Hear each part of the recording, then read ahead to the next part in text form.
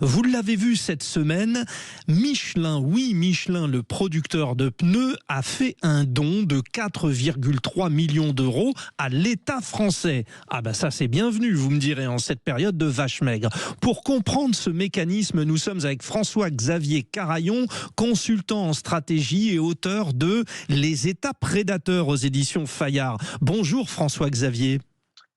Bonjour et bonjour à tous les auditeurs.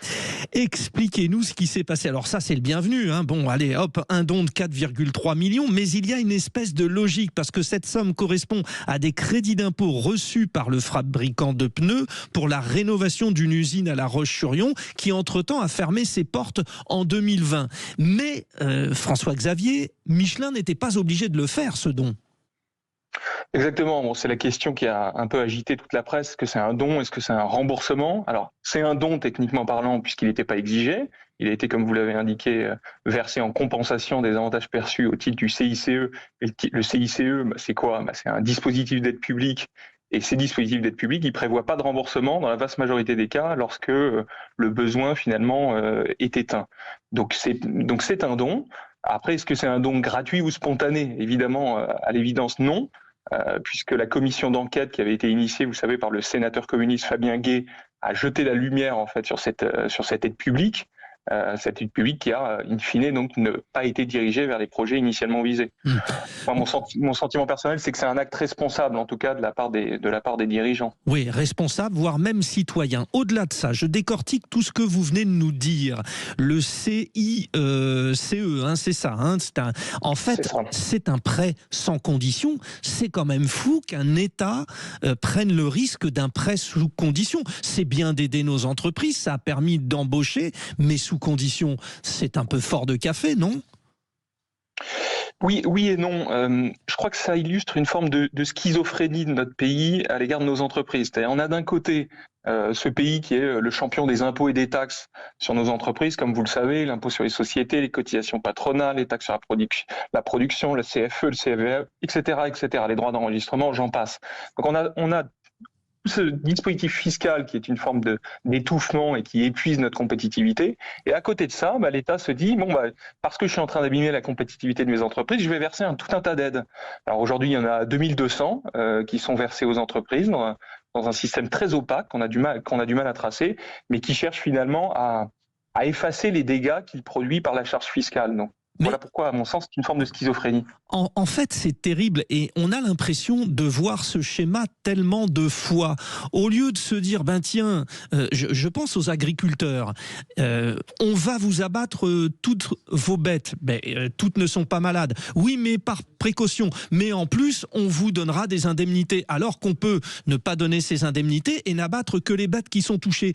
Ce schéma-là, il est terrible en France. C'est-à-dire que, on vous a ponctionné, donc on vous aide, mais l'argent, on a l'impression qu'il pleut de l'argent.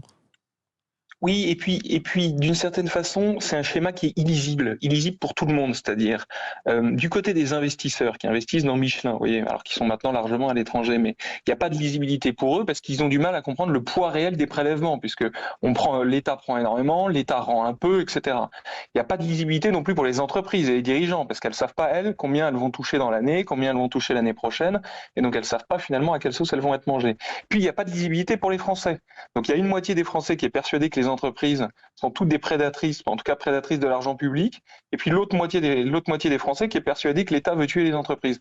Donc on s'y retrouve pas, personne s'y retrouve, et évidemment la logique serait de simplifier tout ça, c'est-à-dire évidemment d'alléger d'un côté les charges qui pèsent sur les entreprises, et de l'autre d'alléger les aides aux entreprises, enfin de les réduire, de les simplifier et de les réduire. Tout simplement d'y voir plus clair. Alors vous nous avez rappelé, François-Xavier Carayon, que c'était un système assez opaque, mais est-ce qu'il est possible quand même de savoir combien d'entreprises françaises ont bénéficié d'aides de l'État et combien, en l'occurrence, n'ont pas fait bon usage de ce prêt, de cet argent public? C'est absolument impossible. Les estimations qui ont été faites de l'argent versé chaque année au titre de ces aides publiques sont assez variables. Elles varient entre, disons, 100 et 220 milliards d'euros annuels.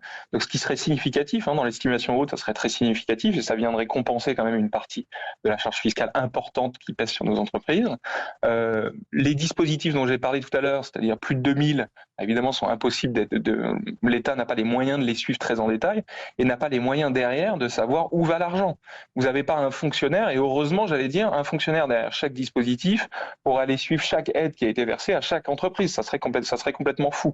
Donc on voit bien que c'est pas un système pérenne. On peut pas aller continuer à verser des aides et espérer qu'elles soient toujours fléchées, vers la bonne finalité, celle qui a été définie par le fonctionnaire dans son bureau B14 de Bercy. Voilà comment une info, donc en l'occurrence tombée cette semaine, Michelin qui fait un don de 4,3 millions d'euros à l'État, réveille tout un tas de problématiques françaises. Au moment où, je le rappelle, nous n'avons toujours pas de budget voté pour 2026. Ça sera d'ailleurs l'objet du débat dans un instant sur Sud Radio. Et la question que nous vous posons, vous les auditeurs, Sébastien Lecornu va-t-il réussir à voter un budget par l'Assemblée nationale en janvier? Vous dites oui, vous dites non, allez sur le compte X de Sud Radio. Merci 1000 fois François-Xavier Carayon pour nous avoir éclairé sur le fait qu'il était très difficile d'être éclairé. J'ai bien compris ça. Bonne journée. Bonne journée à vous.